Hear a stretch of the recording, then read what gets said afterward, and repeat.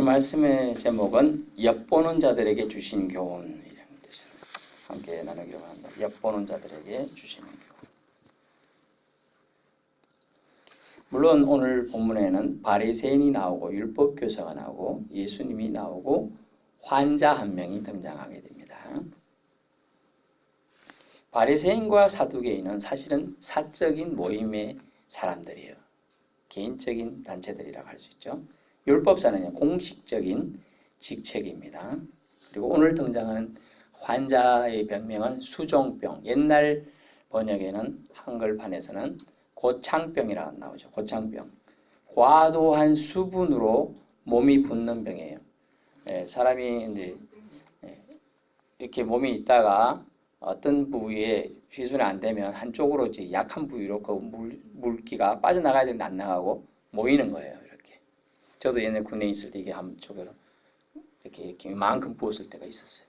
그래서 그때 겁나는 얘기를 하더라고. 그렇게 군의관이 이걸 째야 된대. 어휴, 저는 신체 수지 발부 하나님이 주신 거다. 나는 이제 부모님이 주셨지만 그렇게 하니까 안 된다. 그랬더니 그럼 다른 걸 해보자 해도 바늘로 했더니 딱 찔러갖고 쫙 고름을 빼내고 그래서 나중에 가서 또 약을 먹었어요. 약을 먹고 하니까 쭉 가라앉더라. 한 3주 지나면 가라앉아. 그런 그 일종인데 이 수증병 많이 붓다 보면 이제 여기 붓을 수도 있고 팔 같은 건 좀 봐줄 만한데 여기 붓으면 어떻게 되겠습니까? 이렇게 되버리죠. 목이 붓을 수도 있고요. 막 신체 부위 아무 데나 막 부을 수 있는 거예요. 그런 병입니다. 배경지 그렇게 알고 계시면 되겠습니다. 오늘 본문에 보면 예수께서 한 바리새인의 지도자가 칭해지는 사람이 나와요. 지도자로 칭해지는 사람이 초대를 한 겁니다. 초대. 옛날에 보면 예수님이 안식일에 사람들을 고친 경우 몇 번 있었잖아요. 지난번에 누가복음에 나오는 게 18년 가까이 된 이제 한 명을 고쳐주고 있을 때 회당장이 그랬잖아요. 아니 안식일이 말고 말이야 다른 나라 고쳐주면 되지 왜 안식일에 고쳐주냐 이러면서 회당장이 따지고 그래가지고 막 질책을 했단 말이죠. 근데 오늘은 예수님이 고쳐주고 그런 게 아니고 물어보고 이제 고쳐주는 조금 질문 형태가 등장하게 됩니다. 근데 그때는 회당에서 사람들이 쭉 있을 때 또 들으러 왔던 사람이고 이런 게 다 자연스럽게 형성이 되는데 오늘은 조작되었어요. 조작. 바리새인이라고 칭해진 이 사람이 예수님을 존경해가지고 떡잡시로 돌아오라고 초대한 게 아니고 엿보고 있었다라 이랬잖아. 그들이 이제 올무에 걸려고요. 들어오라 했어요. 그리고 올무에 걸려고 했으니까 이 병든 사람을 딱 와서 대기시켜놨어. 일부러. 어쩌나 거 보자. 오늘도 만약 그랬다가 이제 올무에 걸어가지고 예수님을 잡아가라 하든지 해야 되겠다. 이런 의도가 숨어있는 단어가 이 엿보다는 단어예요. 살펴보는 거하고 다릅니다.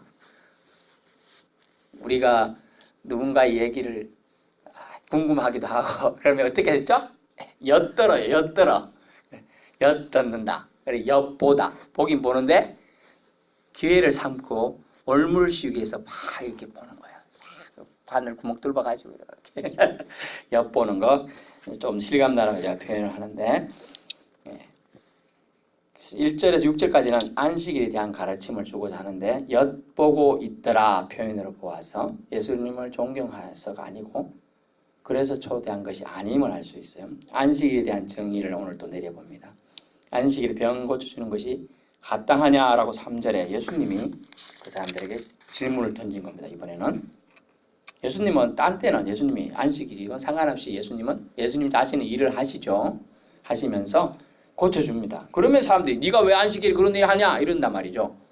사실 율법이 완벽하게 그런 게 아니라 생명 지금 당장 행동하지 않으면 죽을 경우는 율법에서도 병을 고쳐주는 걸 허락합니다. 근데 18년 동안 그 병자는 계속 그런 병이 있었으니까 지금 당장 안 죽는다는 거죠. 그래서 그때 그 회당장은 그렇게 한 거예요. 오늘 수정병도 그래요. 뭐 그렇다고 당장 죽는 거 아니거든요. 이렇게 어차피 부어갖고 이래 있는 거니까. 어제인가 오늘인가 매스컴에 보니까 유명한 연예인 있었잖아요. 최땡땡 연예인. 뭐 또 자기 동생도 그렇게 죽고 하는데 요번 딸이 또 그런 병이 비슷하게 걸렸더라고요. 몸이 붓고 막 이런 병이에요. 지금 오늘 성경에 나오는 그런 병이 걸려가지고 고통 중에 있다고 하는 뉴스가 나왔는데, 병 고쳐주는 게 합당합니까? 옳은 일입니까? 아닙니까? 이라고 하는 거죠. 근데 그들은요, 사실 그들 답을 모를까요? 다들 그들이 잠잠하거늘. 그래서 오늘 잠잠하는 이 단어로 우리는 생각하고 봐야 되는데요. 침묵할 때가 아닌데 침묵하는 것은 모르쇠잖아요. 모르쇠. 어떻게 보면 동조라고 할 수 있어요. 동조. 나쁜 일의 동조. 예전에는요, 이제 여러분이 자동차 운전을 해본 사람이 많지 않으니까 얘기 드리면, 예전에는 술 먹고 운전한단 말이죠. 운전수가. 요새 윤창국법 난리인데, 뉴스 안 보셨어요? 술 먹고 운전해가지고 사람 쳐서 그 군인이 죽었잖아요. 예. 그것 때문에 난리인데, 예전에 운전수가 술 먹었어. 근데 운전한 사람이, 옆에 탄 사람이 누가 안 말리든 안 말리든 상관이 없이 그들은 처분 안 했어요. 운전수만 처벌했어요. 지금은요, 타면서 같이 이 사람이 술진지 아는 데서 탔다. 다 같이 처벌해요. 그게 이제 동조라는 거예요. 동조. 또 다른 말로 하면 방조도 있어요. 방조. 돌방자 써서. 방조.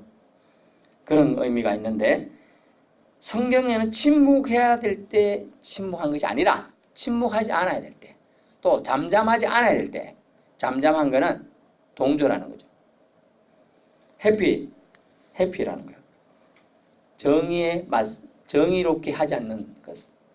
그래서 미가 6장 8절에 뭐라고 하죠? 정의를 행하면 돼. 정의를 행하지 않는 거예요. 정당하지 않다고 봤어요.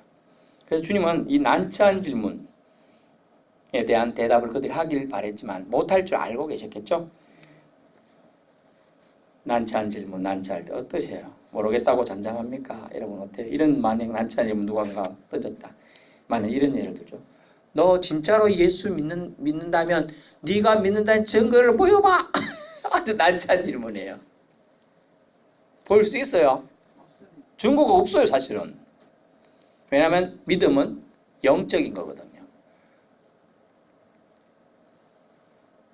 예배는 누구를 대상으로 하죠? 하나님인데 하나님은 영적인 분이에요. 영이셔요. 그래서 우리가 이렇게 육적인 증거를 낼 수가 없는 거예요. 그 내는 거 다 이단이에요. 사실은. 낼 수 없어요. 정상이에요. 우리가 안 보이는 분을 예배하고 있다는 거죠. 우리는. 중요한 그리고 꼭 해야 될 일들에서 하지 않는 것도, 어떻게 보면 잠잠한 것도 잘못됐다는 걸 얘기하는 거예요. 그래서 오늘 본문에 바리새인들과 율법교사 3절에 보면 합당하냐 하고 예수님이 질문하니까, 안식일에 병 고치는 게 합당하냐 하니까 그들이 잠잠했다는 것은 어떻게 보면 간사하다 이런 생각이 들어요. 간사한 일이다. 참 간신배 같은 사람들이다. 눈치 보는 거죠. 율법은요, 안식일에는 아무 일도 하라고 되어 있어요? 하지 말라고 되어 있어요? 10계명, 4계명 뭐라고 되어 있죠? 안식일을 거룩히 지키라고 되어 있어요. 그냥 지키는 것도 아니고 거룩히 지키라고 되어 있어요. 네 몸과 마음과 정신을. 자, 몸은 율법을 지키기 위해서 주일, 오늘날 말하면 주일날 깨끗하게 세수하고 목욕하고 왔습니다. 영아 앉아가지고 오늘 집에 가가지고 맛있는 거 뭐 사 먹지, 또부터 시작해서 또 뭐 해야 되겠지, 뭐 이런 거 뭐가 지금 예배 시간에 딴 생각하면 잔뜩 하고 있어. 말씀 안 들어. 그럼 뭐예요? 거룩히는 아니에요. 지키긴 지켰어. 지금 오긴 오는데 주님은 그런 예배를 뭐라고 했냐면 염증 난다. 너들 그런 행동에 나는 구토가 난다. 이렇게 성경에 써놨다니까요. 토하고 싶다 진짜. 막 이렇게. 5절에 그들이 말한 잠잠한 이유가 있어. 5절에 그것을 더 부참시킵니다. 너희 중에 누가 그 아들이나 또 등사부에 낙이라고 나오네. 소가 우물에 빠졌으면 안식일에도 곧 끌어내지 않겠느냐 하시니 끌어낼까요? 안 끌어낼까요? 끌어내지. 왜냐하면요, 이익이 있거든. 또 자기 거거든. 자기하고 관련되는 거는 그들이 율법을 어기면서도 한단 말이에요. 그런데 만약 남의 거면 안 한다는 거예요. 이거 뉘앙스를 잘 보셔야 돼요. 남의 거면. 그래서 그 아들이라고 표현되어 있어요. 또 낙이라고 했고 소가 빠졌다고 해요. 다른 자기랑 관련되지 않는 일에는, 자, 이 사람은 그 병에 시달린 사람은 그 병이 아주 자기한테 중요하죠. 근데 내가 안 아프니까 나는 상관이 없는 거예요, 그 사람하고. 그래서 그 사람은 계속 병에 있든 말든 나하고 상관이 없어요. 그리고 고치는 거는 싫어하겠죠. 나하고 상관이 없는데. 여러분들 그래도 상관이 없어 그래요? 또 다른 사람 생각할까요? 어떤 사람은 귀신 들린 사람이 점을 잘 쳐. 정신이 없는데 지난번에 보니까 뭐 이래가지고 어떤 동물인데 문어인가 뭐 그렇죠? 오징어인가? 문어인가 그랬죠? 문어점. 요번 축구 경기 누가 이길 거냐? 걔가 주사위 던져주면 이러고 갖고 요 갖다 놓으면 요 팀이 이기고 이런데요. 그거 거의 많이 맞았다 그러면서 막 유럽에서 난리가 났었어요.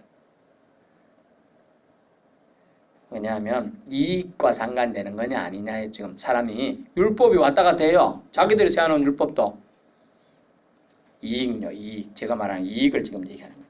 그 이익이 뭐냐? 자신의 이익 경우만 그렇게 한다는 거예요, 그들이. 그래서 그들은 이익이 없는 곳에는 그들의 자비는 아예 없어요. 이익이 있는 곳에서는 그들은 행동한다는 거죠. 그러면 진정한 용기를 그들은 내지 않았다는 뜻이죠. 진리 되신 주님을 용납하지도 믿지 않는 것이 바로 용기 없는 자들의 전형적 행동들입니다. 용기 없는 자들은 믿을 용기도 없는 거죠. 진리 편에 설 용기가 없는 거예요. 진리 편에 설 용기가. 극단적으로 말하면 초대교회 교인들이 믿으면 어떻게 돼요? 사자밥이 되고 창에 찔려서 죽을 가능성이 99%였단 말이에요. 그럼 그때 생각하면 예수를 믿는다는 것은 엄청난 용기죠. 그런 거예요. 진리 편에 설 용기가 필요한 거죠. 그러나 이들은 말은 바리새인들은 사적단체의 최고 지도자들. 율법사는 공적 인정되는 오늘날 말하는 공무원 같은 개념이에요. 최고 행정관인데 그들은 주님 편에 서지 않는 거죠. 예수님은 세상과 타협하지 않았습니다. 세속적인 권력자들과 자신의 일, 그러나 자신의 일을 하셨어요. 세 가지 예수님은 3대 사역을 하러 오셨다 그랬잖아요. 가르치며 전파하며 고치시는 일을 했어요. 물론 왕으로서 제사장으로서 일도 하시고 선지자로서의 삼중직도 하십니다. 오늘 예수님은 고치시는 사역을 하는 거죠. 이렇게 합니다.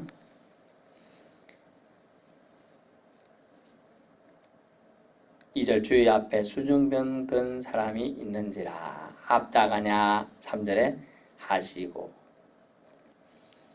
데려와 4절 예수께서 그 사람을 데려다가 고쳐 보내시고. 참 밋밋하게 개역개정판에 해놨는데 공동번역 선생은 이렇게 되어 있습니다. 예수께서 그 사람의 손을 잡아 일으키시고 손을 잡고 예수님이 나라라고 말씀하셔서 고쳐가지고 보내셨다. 좀 더 자세히 잘 써놨어요. 예, 밋밋하잖아. 그 사람을 데려는 거 맞죠? 데려가려면 어떻게 해요? 손잡고 대부분 일으키잖아요. 그렇지만 데리고 그 다음에 고치려면 또 이렇게 손잡고 안수하든지 뭐 했을 거예요. 그렇게 하고 그 다음에 잘 가 하고 악수하고 다 나왔으니까 가라 한 거예요. 근데 여기는 참 개혁개정판은 그래 해놓은 거죠. 근데 공동번역은 예수께서 그 사람의 손을 잡아 일으키시고 그 병에 기도하시고 고쳐서 잘 가. 이제는 다 나았으니까 해방되어서 이렇게 한번 보내주는 거예요. 그러니까 성경을 우리가 보는 개혁개정판만 보는 것도 잘 하시는 겁니다. 그러나 좀 다른 번역도 여기도 있어요. 요 앞에 있죠. 한 개. 항상 교회에 있던 거네요. 저게 있는 거 보는 거예요. 저런 거 보시든지 현대인 성경을 보든지 참조하는 거 되게 괜찮습니다. 또 인터넷 할 줄 아는 분은 여기 보면 옆에 같이 볼 수 있게 돼 있어요. 참조해서 보시면 아주 이해에 엄청나게 도움이 됩니다. 그래서 수정병자를 고쳐줘요. 그래서 하나님의 뜻을 하나님께 묻고 용기 내어서 하나님의 뜻을 행하시는 우리 주님이 저는 오늘 본문을 보면서 너무나 자랑스럽다는 거죠. 자랑스럽지 않을까요? 여러분 중에서 만약 누군가가 세상 사람들 손가락질 하는 사람인데 그 사람의 옆에 가서 고쳐주면서 싸매어주는 내가 너를 친구로 생각한다. 동료로 생각한다. 다른 사람 네 편한테 내가 네 편이 되어주겠다. 라고 말하는 걸 믿는 사람이 봤어. 자기는 못해 하고 싶어도 그 용기에 어떻게 해요? 마음은 신자로서 참 뿌듯한 거예요. 아, 저 사람 참 기감이 되는 일을 하는구나 이런 생각이 드는 거죠. 그걸 보고 저는 예수님이 지금 우리 주님이 정말 내가 자랑스럽다. 우리 주님이 자랑스럽다 생각이 드는 거예요. 그렇게 여러분 하나님 일은요 결코 안식일이라도 멈춰야 될까요? 아니. 그렇다면 봐봐요. 우리가 안식일인데 우리는 쉬잖아요. 안식일 쉬어. 만약 예수님이 안식일이라고 하나님이 안식일이라고 쉬었어. 태양이 안 떠. 여러분 극단적 생각하실 것도 없어. 태양이 안 떴다니까 뭐가 되죠? 암흑이 돼버려서 뭐 하겠어요? 아무것도 못 한다는 거죠. 목사님 뭘 그래 핸드폰 배터리 이렇게 찍어봐가지고 이렇게 키죠. 그거 잠깐이잖아요. 잠깐이에요. 만약 20시간 30시간 2달 그렇다면 어떻게 견디겠습니까? 못 견디는 거죠. 심지어 저 밑에 지하 경도에서 갇혔다 몇십일 만에 나오면 어떻게 돼요? 눈을 다 감고 나와야 되잖아요. 눈이 햇빛을 보면 다 상한단 말이에요. 그런 걸 생각해 보세요. 우리 하나님은 안식일이시죠. 자, 생각해 보세요. 안식일 일하지 말라 그랬어요. 안식일에는 아기가 안 태어나나요? 그럼 일하면 태어나는 거는 막 가만히 뜨면 얘 죽어야 되겠네. 태어나요. 그러면 안식일 사람이 안 죽어요? 죽어요. 죽는단 말이에요. 안식일에도 사람이 태어나고 죽고 모든 것이 진행이 되고 있어요. 그런데 율법에 묶여가지고 안식일 아무 일도 하지 말라. 사람 고치는 일도 안 된다. 중한 병이 아니면 건들지 마라. 안 되는 거예요. 그런 말은 자기 스스로 올무에 엮어내고 있는 겁니다. 하나님은 하나님을 결코 안식일에도 쉬지 않았음을 우리는 기억해야 되고 하나님께서는 결코 안식일이라는 날에 욤이라 그랬어요. 욤. 히브리어로 욤이 날입니다. 날, 데이, 영어로 데이인데 제약되어서는 안 되기 때문입니다. 6절에 보세요. 그래도 또 이런 말이죠. 6절 그들이 이에 대하여 대답하지 못하니라. 답하지 못한다. 이것이 잠잠하다는 표현인데 참 어떻게 보면 간사하면서 간에 붙었다 셀에 붙었다 하는 사람의 특징은 뭐냐면 진리 편에 서는 것을 주저한다는 거죠. 7절에서 11절까지는 내용이 뭐냐면 청함을 받고 청하는 원칙에 대해서 나옵니다. 먼저 청함 받은 자들이 나오죠. 예로 혼인잔치가 나옵니다. 8절 네가 누구에게나 혼인잔치 청함을 받았을 때 어디에 앉아라? 높은 자리에 앉지 말라. 우리가 식사를 하다 보면 저희 집에도 이제 일주일에 한두 번 정도는 다 이제 몇 명 안 되니까 다 둘러 밥상에 앉아서 밥을 먹습니다. 대부분 자기 앉는 자리 있지요? 없어요? 제가 어릴 때는 이제 여자분들이 우리 권사님들이나 이해가 안 될 다 겪었을지 모르겠지. 옛날 여자분들은 어디서 밥 먹었단가요? 부엌에서 먹더라고요. 왜 엄마가 들어와서 먹으라니까 어제나 남자들이랑 같이 하면 너들 남자들이 저쪽에서 먹고 부엌에서 먹든지 저 딴방에서 먹든지 막 이러는 거예요. 왜 그런지 저는 이해를 안 됐지만 어쨌든 그랬어요. 예, 바닥에 먹으라 하고 그래서 참 그때 그런 시들도 있었는데요. 그래서 지금 자리도 밥 먹을 땐 자리가 있단 말이에요. 누가 상석에 앉죠? 대부분 가장이 상석에 앉습니다. 제일 좋은 자리라고 평한 게 상석이에요. 말을 따르면 이쪽에는 난로가 있고 이쪽에는 없다. 그럼 상석은 어딜까요? 난로 옆이라. 전기장판을 합시다. 그럼 전기장판 켜진 데, 안 켜진 데 갖고 보면 되면 그것도 상석은 켜진 데겠죠? 예, 그거예요. 상석이 높은 자리인 거예요. 높은 자리. 근데 청함을 받은 자들의 원칙은 혼인잔치라고 예를 들지만 원칙은 뭐냐면 끝자리에 앉아야 된다는 거예요. 끝자리. 말석이라 표현된다네. 말석. 그래서 뭡니까? 그리고 청함을 받았다. 나를 누군가 존중해서 초대했다. 좋은 일이잖아요. 근데 그것이 너희 믿음이라든가 너희 품성을 손상시킬 계기가 될 수 있다는 거예요. 항상 기회가 있으면 다른 것도 있어요. 좋지 않은 것도 있어요. 그래서 조심해야 된다는 얘기예요. 그래서 우린 옛날에 사극이나 이런 거 보시면 사또가 잔치를 싹 배설했습니다. 사또가 사또 아니면 이방, 호방, 뭐 예조, 예방 이렇게 쭉 앉고 또 마을 유지들 김찬판, 최찬판 쫙 앉고 이렇게 앉아 있습니다. 근데 의사또가 숨어서 봤어. 근데 거지 같은데 뭐 이렇게 하고 왔으니까 그래 걸줄을 엎어봐라. 정상리 몇 개수야 수의감을 자랑봐라 이러면서 딱 얽고 오니까 걸게 일래 그게 끝자리 앉아있어 이래버렸어요. 이제 의사또는 사또보다 높단 말이죠. 암행의사 출동이 몰라요. 예, 임금 대신에 임금의 명을 받아서 온 사람이 의사입니다. 의사. 그래서 사또가 마을의 최고의 관직이잖아요. 오늘날 말하면 저 서포 면장이나 군수까지는 안 될 것 같은데 면장, 군수도 될 수도 안 됩니다. 군이 또 있기 때문에 현감밖에 안 되기 때문에 마을 현감이거든. 원래 마을 현감. 그 사람이 와가지고 이렇게 이제 통치를 합니다. 근데 그때 잔치를 배선에 쭉 앉았을 때 진짜 중요한 사람이 만약 왔는데 만약 사또의 장인 왔는데 누군가가 여기 앞에 사또 옆에 딱 앉아 있어. 그럼 어찌해야 될까요? 저리 사또 장인이 왔잖아. 비켜야지. 본게 영의정이었어 옛날에. 그럼 높잖아요.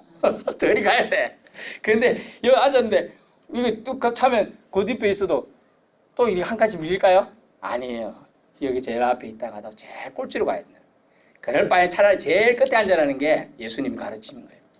뭐예요 그 얘기가? 결국은 겸손해라. 네가 초대받았다고 해서 우쭐대거나 잘나서가 아니라는 거예요.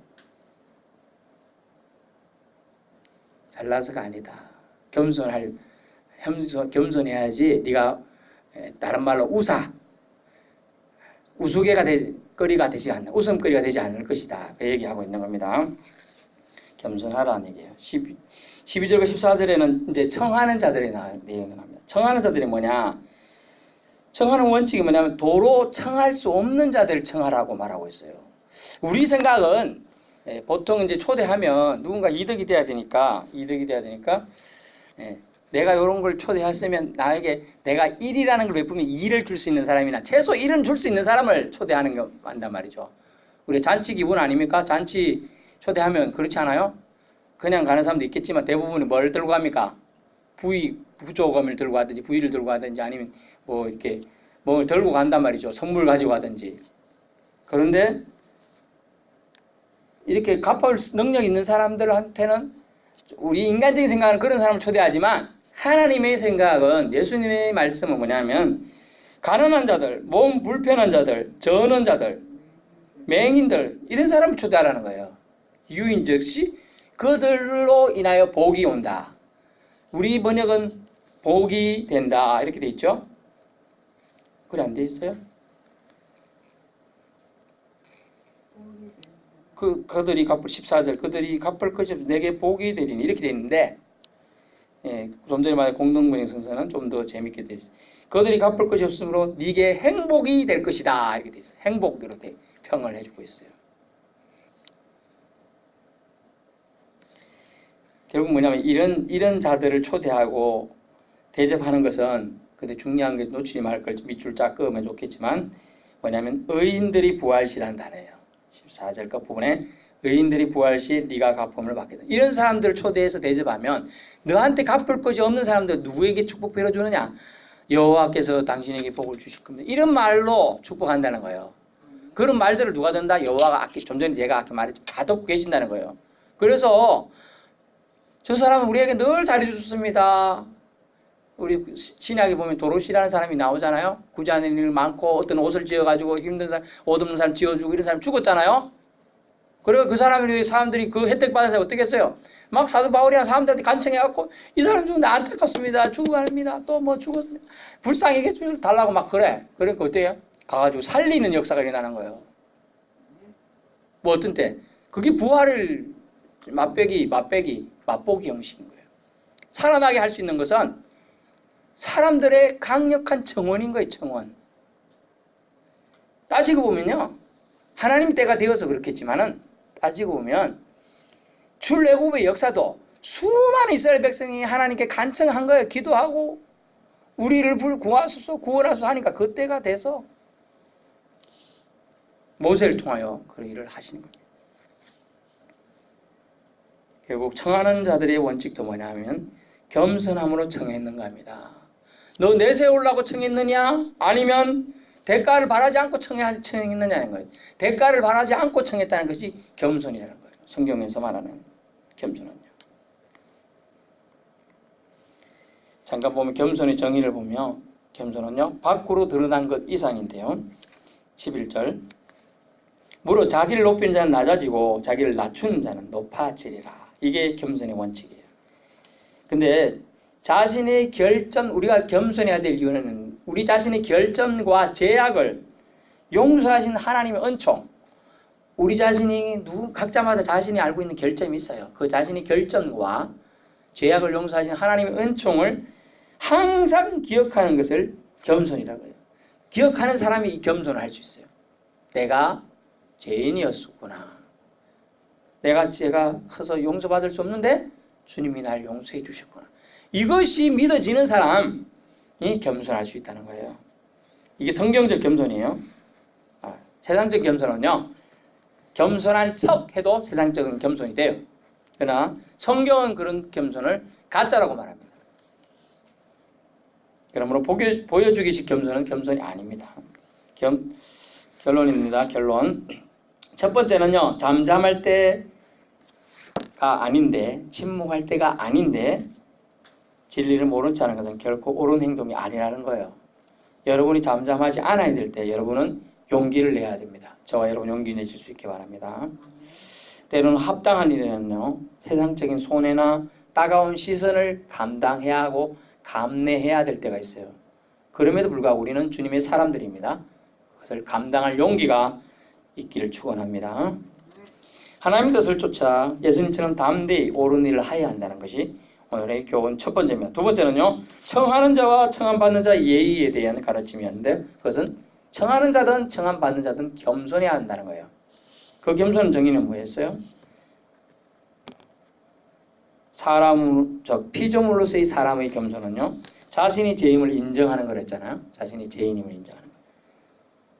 그래서 하나님께 겸손하는 거예요. 두 번째, 사람끼리의 겸손은요, 남을 나보다 낮게 여기는 게 겸손이에요. 저도 이게 안 돼가지고 아주 힘든데 기도해 주십시오. 남을 나보다 낮게 여기는 거, 이게 사람과의 관계에서 겸손의 최고. 이게 사람끼리의 겸손이에요. 남을 나보다 낮게 여기는 거 한번 해보세요. 어렵습니다. 하나님은요, 겸손한 자를 기뻐하십니다. 하나님은요, 교만한 자를 대적하십니다. 명심하십시오.